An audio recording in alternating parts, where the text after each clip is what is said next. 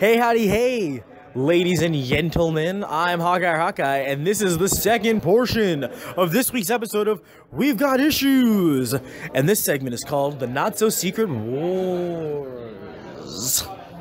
As I mentioned before, I'm Hawkeye, and I'm here to bring you news of all of the super duper awesome brand new junk coming out from Marvel for the Secret Wars event, which is not junk, it's actually a fabulous event being spearheaded by Jonathan Hickman, a man who deserves your money and your attention. But how do the side issues measure up?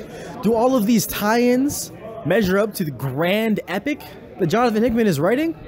Well, let me tell you, I think many of them are living up to it. We'll start off with the Korvac Saga. Now, I will give you a fair heads up. I did not read the original Korvac Saga. I know nothing about the character Korvac. I know, obviously, of the Guardians of the Galaxy and their connections to him. And this is, yes, the older Guardians of the Galaxy. Yondu, Captain Astro, Vance Astro. Yes. I wasn't confused. I know that's him. But I didn't say his full name at first, and that threw me off track. We find them as the agents of Korvac, the Guardians of the Galaxy. They are the agents of Korvac in this domain, and Korvac is currently having an issue wherein the people of the world, of his domain rather, are beginning to question their existence and then turn into giant Hulk-like creatures. Pretty good stuff. At the same time, Korvac has to worry about his opponent, Wonder Man, who is the leader of the Holy Woods domain, usurping his power. Usurping his power and his domain. It's a nice political thriller, and what I specifically like about it is this underlying theme that even though Doom and Doctor Strange did their best to create a brave new world that suited all of Doom's needs, they haven't completely won. There are many ways in which the two of them have failed to create a perfect world. For instance, this disease that seems to be going around Korvac's domain seems pretty indicative of the fact that someone or something knows the truth about this world. Another thing that I like is we've been seeing a reoccurring element, specifically the fact that despite there being a whole world created by Doom, there is no universe, there is no galaxy. We're seeing it in Korvac Saga, we're seeing it in the Carol Corps. There is constant reference to the fact the stars are not in the sky, or they're not what they seem to be, which means there are people questioning this new reality despite all Doom has done to make the residents of Battleworld believe in his system. And I think that is a great plot point being used, because it shows that as great and wonderful as Doom thinks he is, and as he actually is, he is not infallible, and this will eventually blow up in his face. If you've been reading Guardians 3000, you're going to be familiar with the writing here. It's the same creative team, in fact. I think they did a great job with the first issue, and with the cliffhanger at the end, I'm very excited to see how Korvac deals with the reemergence of this mind disease that he thought had gone away, and what it means for his domain. I would give it an 7.5 out of 10. I thought it was a solid first issue, and I'm ready for the build-up, but it didn't blow me away. That means it does not get my secret star. On to the next one, Age of Ultron versus Marvel Zombies. Now, if you didn't know anything about this series, aside from the fact that there were Marvel Zombies and Age of Ultron robots, if you were to look at the name, Robinson and Pugh, you might be led on to the fact that it will probably feature some characters from All New Invader. It does. What I really like about that is that many people felt as if this Secret Wars business was jarring. It didn't fit in with what Marvel was doing previously in the universe. But if you'll notice, a lot of the same creative teams were brought over from previous Marvel titles onto these new Secret War titles, and thematically, they're linked to material we've already seen. For instance, the Korvac Saga, despite being a self-contained story, features characters from Guardians 3000 and the same creative team. So again, we're seeing a thematic link. With Age of Ultron versus Marvel Zombies, even though the crux of the story involves the conflict between the Marvel Zombies and the Age of Ultron robots beyond the shield, the wall that protects from the uncivilized, dark and dangerous, nobody wants to go there place, we know that there will be a thematic link somehow to Robinson and Pugh's previous work. This setting of what's beyond the wall, it's one that we're seeing in a few titles, namely Age of Ultron vs. Marvel Zombies and the other Marvel Zombie series. So being able to explore this area, being able to explore what's out there, why people aren't allowed to come back from beyond the shield, is a very interesting mystery for me.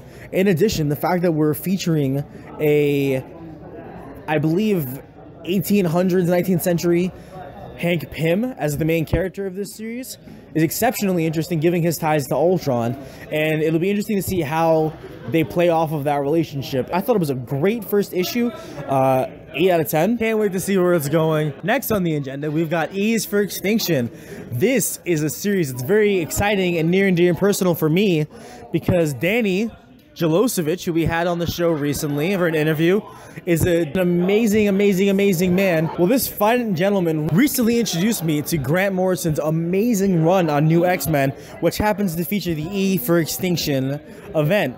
This series isn't supposed to be a continuation of the series. It's supposed to be a reimagining where events happened slightly differently between the conflict of Professor Xavier and Cassandra Nova. It's a pretty big reveal right on the first page, and it immediately shifts the dynamic going forward. After having literally just read Grant Morrison's run on New X-Men, this series does it justice. It obviously pays homage to it. Chris Burnham is a frequent collaborator with Grant Morrison and is currently working on the title I mentioned before, Nameless, which will melt your brain if you read it. But he personally spoke with Grant Morrison about his view and his opinions on this new series, and Grant Morrison gave him the A-OK. So don't worry about them bastardizing a wonderful, amazing event. The artist, Ramon Villalobos, does a great homage to Frank Quitely's art in this series. It's definitively his style, but you can see the Frank Quitely influences, and I think that's a great way to set the tone. Magneto is featuring heavily in this series, and some of you might find that strange, given the connection between Magneto and Zorn in the original series. Well, Chris Burnham realizes this, and he makes full use of it. There's quite a surprising twist and turn in this series, and I thoroughly enjoyed the first issue. There was one odd part where Emma and Scott first appear that felt oddly out of character and a little slapstick, but otherwise, this was an amazing first issue. I'm going to give it a 9 out of 10 and say if you like Grant Morrison's run, you absolutely should read this E is for Extinction event.